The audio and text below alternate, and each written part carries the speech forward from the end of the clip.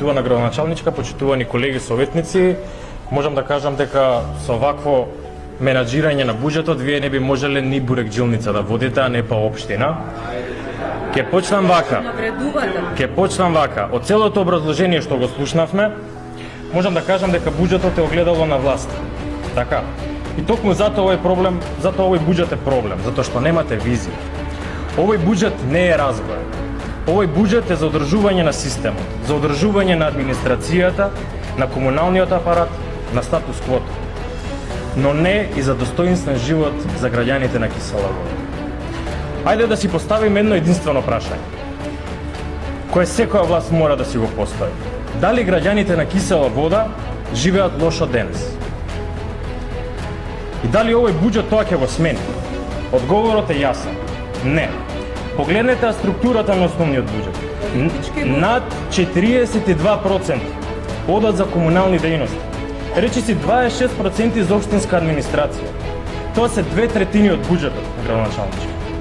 2/3 за бетон, за одржување, за канцеларии и за самиот систем. А сега да погледнеме што останува за човекот. Култура 1,2%. Локален економски развој 1,2%. Спорт и рекреација нешто над 2%. Родова еднаквост 0,02%. 200.000 денари, градоначалнички. Тоа не е политика, тоа е пораз. Не се вели дека овој буџет е развоен затоа што има високи капитални расходи. Ајде да бидеме искрени. Најголемиот дел од тие капитални расходи се реконструкции на улици и патишта, градоначалнички. Значи не зборуваме за нов развој, туку за крпење на нешто што одамна требало да биде направено. Реконструкција не е визија, не е развој.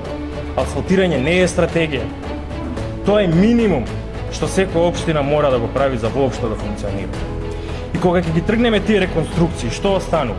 Нема нови економски капацитети, нема нови јавни простори, нема содржини што ќе ги задржат младите.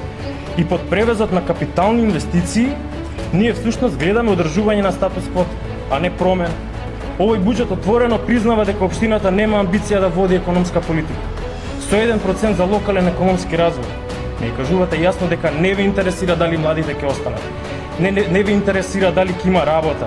И после ќе се чудиме зошто имаме празни станови и училишта со се помалку деца. Почитувани колеги, водењето општина не е техничка работа. Тоа е морална одговорност.